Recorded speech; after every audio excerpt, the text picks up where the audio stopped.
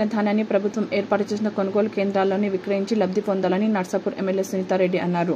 బుధవారం వెల్దుర్తి మండలంలో ఐకేపీ ఆధ్వర్యంలో ఏర్పాటు చేసిన వరి కొనుగోలు కేంద్రాలను ఆమె ప్రారంభించారు. అనంతరం ఎమ్మెల్యే మాట్లాడారు.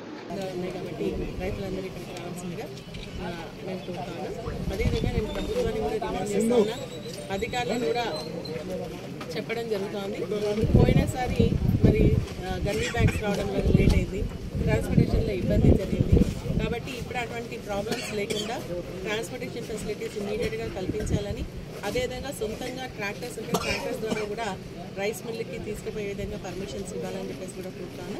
అవసరం ఉన్నటువంటి సంచులన్నిటి కూడా మరి సెంటర్కి పంపిణీ చేయాల్సిందిగా కోరుతాను.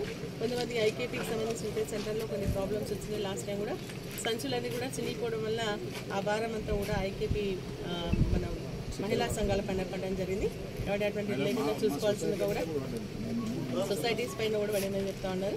కాబట్టి నేను అడిషనల్ కలెక్టర్తో కూడా చెప్పడం జరిగింది. ఖచ్చితంగా మంచి సంస్థలు పంపించి ఆ భారాన్ని వాళ్ళపైన పడకుండా మరి సెంటర్స్కి ఇబ్బంది లేకుండా చూడాల్సిందిగా మేము చెప్పడం జరిగింది. అదేవిధంగా ఏంటంటే ఈరోజు మరి రైతులకు సంబంధించి బోనస్ పోయిన సంవత్సరం ఇవ్వాల్సినటువంటి బోనస్ కూడా పెండింగ్ ఉంది. అది ఇమీడియట్గా ఇవ్వాల్సిందిగా కూడా మేము కోరుతా ఉన్నాం, డిమాండ్ చేస్తూ ఉన్నాం. ఇప్పుడు కూడా ఇచ్చేటువంటి ధాన్యం డబ్బులు వెంటనే వేయాలని చెప్పేసి కూడా కోరుతా ఉన్నాం. లోడింగ్ అన్లోడింగ్లో కూడా కొంత ప్రాబ్లం వచ్చి రైతులకు నష్టం జరుగుతుంది. ముందే ఈసారి సరిగ్గా పంటలు కరెంట్ కానీ వర్షం అని అనావృష్టి వల్ల రైతులకు నష్టం జరిగింది. వైరస్ రావడం వల్ల కొంత పంట నష్టం కూడా జరిగింది. పోయినసారి క్రాప్ ఇప్పటికీ క్రాప్ చూస్తుంటే 50% కూడా మనకు ఇక్కడ కూడా క్రాప్ కనిపించట్లేదు.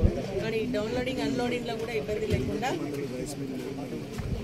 అది డౌన్లోడింగ్ అన్లోడింగ్కి ఇబ్బంది లేకుండా, ఎందుకంటే దానివల్ల ఏమవుతుందంటే ఇక్కడ సెంటర్లో కొనుక్కుంటున్నారు. రైతుకు ఏమవుతుంది ఇక్కడికి వెళ్ళి చెట్లు షిఫ్ట్ అయ్యే వరకు వెయిట్ లాస్ వస్తుంది. మళ్ళీ అక్కడికి పోయిన తర్వాత అక్కడ అన్లోడ్ చేసుకోవడానికి అక్కడ కూడా లాస్ వస్తుంది. సో మొత్తం కూడా రైతు మీద పడుతుంది. కాబట్టి రైతు మీద పడకుండా మరి ప్రభుత్వమే భరించి రైతు ధాన్యాన్ని కొనుగోలు చేయాల్సిందిగా కోరుతాను. మొత్తం జిల్లాలో 27 మన రైస్ మిల్స్ మాత్రమే అలాట్ చేస్తుందని చెప్తా ఉన్నారు. ఇది సరిపోదు. ఇప్పుడు మన మండలానికి సంబంధించి కూడా ఇంకా రైస్ మిల్స్ అలాట్ చేయలేదు. కాబట్టి ఖచ్చితంగా అన్ని రైస్ మిల్స్ అలాట్ చేసి ధాన్యాన్ని ఇమీడియట్గా షిఫ్ట్ చేయాల్సిందిగా కూడా నేను ప్రభుత్వాన్ని కోరుతూ రైతులు మరి ఖచ్చితంగా ఈ యొక్క కొనుగోలు సెంటర్కి వచ్చి వాళ్ళ ధాన్యాన్ని అమ్ముకోవాల్సిందిగా కూడా కోరుతాను.